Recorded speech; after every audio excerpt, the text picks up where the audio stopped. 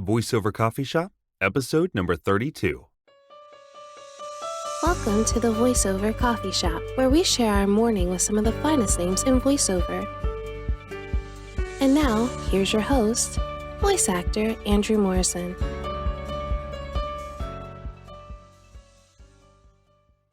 Hi there. My name is Andrew Morrison, and welcome to the Voiceover Coffee Shop, where we start our day with some of the finest names in voiceover. If you'd like to know more about me, feel free to visit my personal website at www.andrewdmorrison.com. In this episode, we have coffee with my dear friend Paul Cartwright. Paul is an award-winning voice actor, director, and demo producer who has been in numerous animated series and video games, from Doc Mcstuffins, Smite, Street Outlaws, and many more. In this episode, we talk about putting the acting into voice acting, what animation studios are looking for in auditions, breaking down a script, and going beyond your comfort zone. How are you doing today, Paul? Oh, I'm fantastic. Good to hear. Fantastic. Awesome. So how do you take your coffee in the morning? I don't drink coffee. What- I'm one of those who I just don't drink coffee regardless. I rarely eat breakfast. In the morning, my stomach is just like, don't put anything in me, leave me alone until like 11. Okay. And so I've just learned over the years, I don't drink coffee. I don't drink juice. I don't eat breakfast. Like, my body just doesn't like that until about 11 o'clock in the morning. And by then I'm wide awake. Well, what time do you generally get started with your I'm up at usually about 7:30. Okay. 7:30 or so. And I've got kids, so that's a great way to wake me up. Right. Yeah, so that's all the wake up I need. And then it's just right to the email marketing at about 8 o'clock until the first auditions start coming in from my agent around 9:30 or so, and then it's just a full day's work. Fantastic. So how did you get started in this whole VO world? I mean, I know you're a man of many hats. What's kind of your origin story? Yeah, so I started I've done about 20 plus years of on-camera and stage work, and I thought I'm going to be an on-camera actor and I'm going to do film and TV. And so I went and got my my master's degree, hoping that at some point I'd be able to teach acting. Mhm. And so I went and got my master's at the Royal Conservatory out in England at the and so I went out and got my MFA in acting and was like, this is great, and didn't realize at the time the whole program was focused on the voice. And so I'm thinking, this is such great training. I'm going to go to LA and be an on-camera actor. It's going to be sweet. And I got to LA and pounded the pavement for about 18 months and just hated it. I just did not enjoy the on-camera scene. I was not having any success. I was really struggling. And while I was there, my dear friend, Stephanie Sutherland, I don't know if you know Stephanie, she is a legend. Okay. She is so incredible. She was like, hey, like, have you thought about voice acting? And I was like, not really. Like, I do funny voices. And she's like, oh, no. Voice acting is not funny voices. Like, you need to look at this. And so she took me to VO Mastery by Randy Thomas. Mm-hmm. And so I went to VO Mastery and was just like, oh, this is interesting. Started to get to know a few people and just thought, well, why not? Like, let's do it. So I bought my first microphone, I bought a CAD M179, which was a great condenser mic at the time. I still have it. I mean, it's actually right over here for my streaming. And from there, I just started going. And in my first year on pay to play, I think I made like 15,000 or something like that. Gotcha. And I was like, okay, like this, there's something to this. Like this, there's something here. So that was how I got started. Okay. So what kind of streaming do you do, out of curiosity?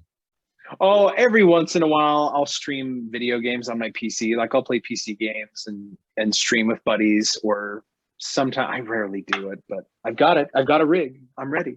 All right. So with your acting degree, has any of that kind of bled over whenever you take a look at audition? Like, what have you learned from that kind of helps you treat scripts differently? All of it, all the time, every time. I am a acting first proponent in everything I do and everything I coach and everything I teach and everything I stress with voice talent. Mm-hmm. You've got to be an actor. And what that means is not just I'm an actor, so I'm voice acting. What it means is you have to understand the principles of, you get a script, you have to know how to break it down. You have to know how to analyze that script and say, okay, so, here's the client name and here's the brand, and, how am I going to make this fun, or how am I going to make this conversational? Those are all acting principles. Mm-hmm. Like, that's all part of the game. And so I am a huge proponent of, in every script, whether it's e-learning or animation or video game or whatever, you've got to be an actor first. You have to know how to interpret the script and how to give a read that's engaging and interesting and full of character and whatever else. So yeah, all of that acting training is in everything I do. So what are some other ways that you do break down scripts? Because I mean, I know you just recently taught a whole class. What are some of the ways? So some of the key points that I like to bring up, especially with video games and animation. So I was doing some work with Jennifer Trujillo. She's a casting director for Disney. So she's the one who cast Elena of Avalor and a bunch of other Disney animation. And she was saying, comedy is king in animation. Like, funny is what they're listening for and what they're looking for.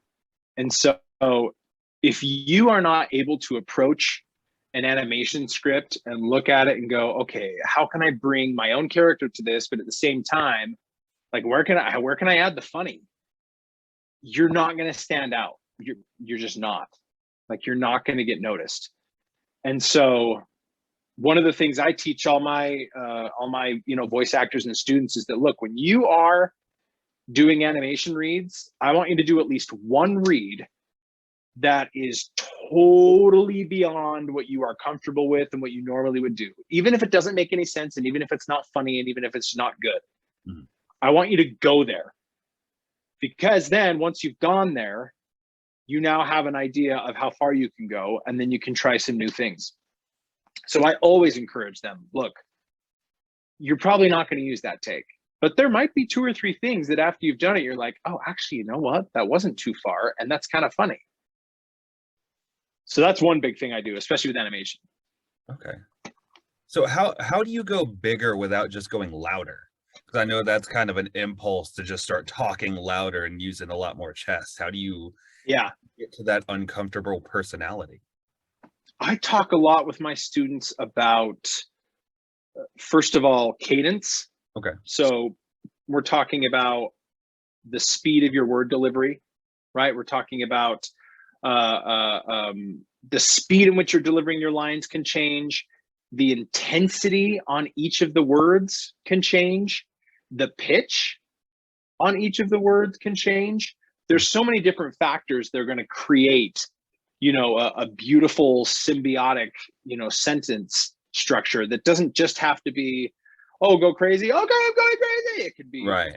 I am going crazy. I mean, there's all these different levels of, let's speed it up, let's slow it down, let's change the pitch, let's change from really, really fast like this to really slow. I mean, all these different things that you can add that create a dynamic more than loudness. Gotcha. Fantastic. So when did you start directing and producing? Put that. Yeah, it was one of those things to where I got to the point where I had all these ideas in my head and no one else was helping me fulfill them. I was always like, hey, I want to find some friends who can shoot this film that I'm thinking about, or hey, I've got this really cool idea for this commercial, but I don't know any DPs, or I don't know anyone else who can do it. And finally I just said, you know what? I just have to create this on my own if it's going to get done.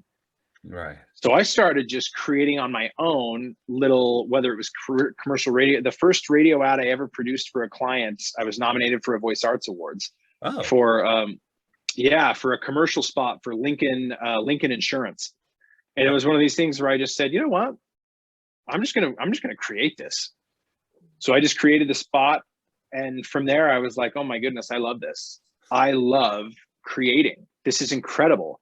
So I've been writing audio dramas. I've written TV sketches, comedy sketches. I've written all sorts of things, and then I'll produce the audio and the music. And I'm not a musician in terms of writing music, but I know people, and so I'll pay them to write music for me. But that production side started a couple of years ago, kind of when just after I'd gotten into voiceover. And I just was like, man, I love this. I love production. I love direction. I love creation. I want all of this. And so I started producing demos for clients about a year and a half ago, because I was an audio engineer for about 7 years. Okay. Yeah. And so I started producing demos at really reasonable rates for newer talent to help them get started, because, a lot of new talent, when they jump in, they don't have $3,500 for a JMC demo or, whatever else. Like, they don't have $3,000 or $2,500. And so I will get them a great rate to say, look, let me produce a stellar demo for you off the get-go, where we can showcase what you've already got, so that now you kind of have a platform to then go get better and go get more coaching and go improve and increase, so that you can get the super, premier demo. Right. That's awesome, man. Yeah, it's been great.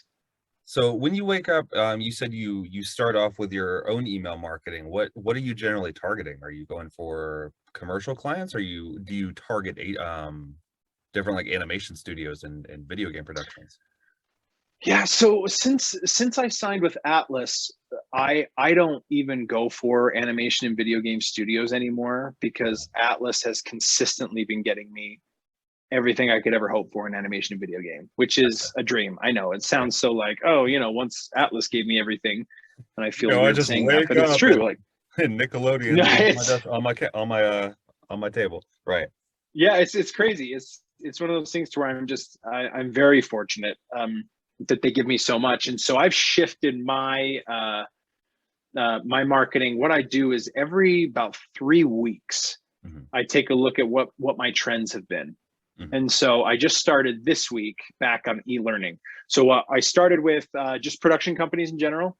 I just reached out to production companies. Then I shifted to radio stations, because I do radio imaging. And then I shifted to commercial houses. And now I'm back to e-learning. And I just kind of cycle through. Every three weeks or so, I'll be like, okay, I've been doing e-learning for 3 weeks. Let's start back over with, production houses, or let's go to radio imaging or whatever.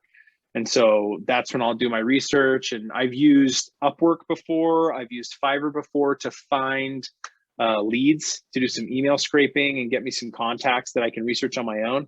And then once I have my list, I just go to their website. I look at their stuff. I go through their portfolio. I craft a personal email, and I'll send anywhere from 10 to 20 a day. Okay. So what is kind of your character development process? Yeah, my process has always been a bit different from others that I've been noticing, especially in the VO community. I know that a lot of the animation coaches and, character coaches like to focus a lot, whether it's on backstory or on, what the character is giving you in the script, to kind of embody and create that character. What I usually do when I get an animation or a video game breakdown is I'll read through the specs. Obviously, I'll look at the lines, and then I do one read right from the get-go on what my first impression is. Okay. On just what I'm like, I think it's this. And I'll do a first read through. And then if lightning strikes after that, where I'm like, actually, if I do this and this and change this and this, and then I'll do another read. If that doesn't happen, what I'll do is I'll go back and listen on my headphones. And I'll listen back to it, and I'll read the script and go, okay, there's so much more I can flesh out here in terms of funny, or in terms of, character. And then I'll go back in the booth and then really start breaking down, okay, so who are they talking to? And even if none of that's given, I'll do the whole, okay, well, I'm just going to imagine they're talking to this person because of this, and this is their response, and here we go, let's try this. And then I'll do what I tell my students to do. I'll do one take where I'm just like crazy over the top, like would never speak that way in real life. And then I listen back and go, okay, 1 or 2 points of that actually I think worked. So I'll keep those and tone everything down. So my animation and video game auditions, I'll usually record 4 or 5 takes. and then go back and cut out and put together really a one solid take. Usually they only want one solid take on a lot of these, just because there's a lot to go through. If they allow 2 takes, then yeah, I'll keep 2 takes. But for the most part, these auditions I'm getting just say, look, we just want 1 take. And so I really have to break down 5 different reads and go, okay, what do I want to submit on this? Right.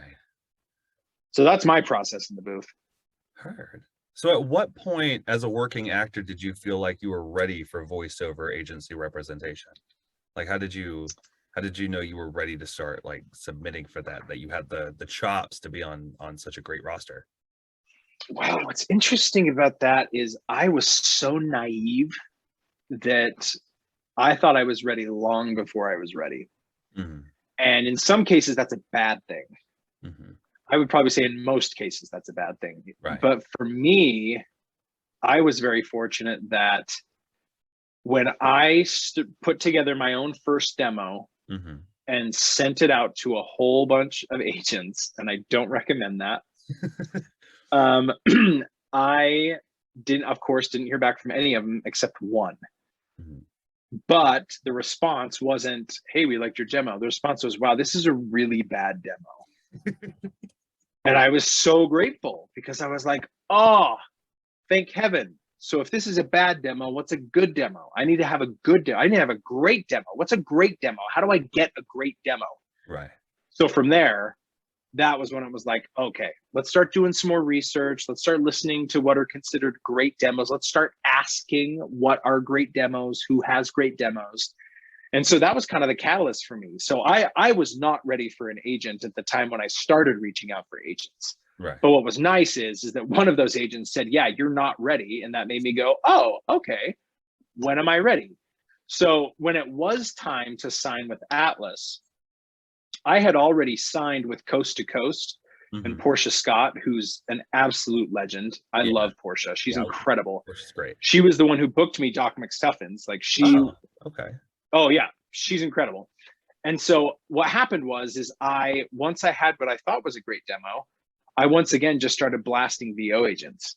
And this is before I'd had coaching, and this is, and I think what had happened is that Portia said, your demos are okay, but let's actually bring you into the studio and read for me live so we can see what's going on here. Okay. So she heard enough in my demos that she was like, I think this guy's somewhere. Let's see.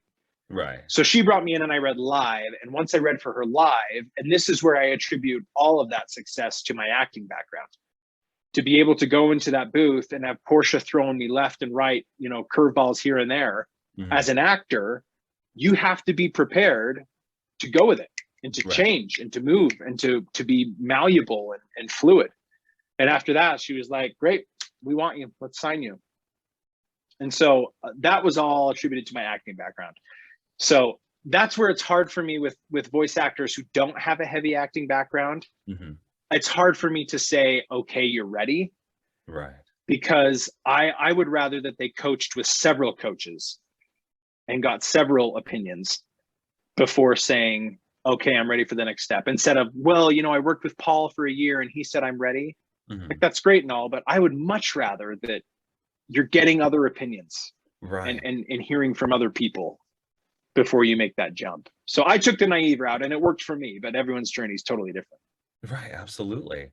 So if you were to write yourself a letter and then like send it back to yourself, back to those days when you were self-producing your demo, what would you tell yourself? I would say, don't change anything that you're doing. And the reason I would say that is because all of the little, I don't want to call them mistakes. I mean, they were mistakes, but in the same sense, I learned from them. So they became invaluable. I'm one who doesn't believe in failure. Right. I'm one who believes in learning experiences. Everything's a learning experience. Something happens and you go, oh, so what do I learn from this? How can I improve on this? Right. And so for me, I wouldn't change anything about how I got to where I got, because every single mistake, every single step where I was like, oh, wow, that I probably shouldn't have done that, was the thing that made me go, oh, well, then I should do it this way. And that led me to where I am now. So that's, yeah, I wouldn't change a single thing about how I got where I am today. Awesome, man. Well, thank you for coming on. I really appreciate it. Absolutely. Thank you, man. I'm just so excited to be here. I appreciate the time. I really hope you enjoyed listening to Paul talk about how he went from the camera world into the voice realm and how he continues to strive every day to put authenticity into his reads. If you'd like to know more about Paul, you can visit his website at www.paulcartwrightvo.com. Thank you for listening, and I'll see you next time. Thank you for listening to the Voiceover Coffee Shop. For more information on guests, new episodes, and more, be sure to visit www.vocoffeeshop.com.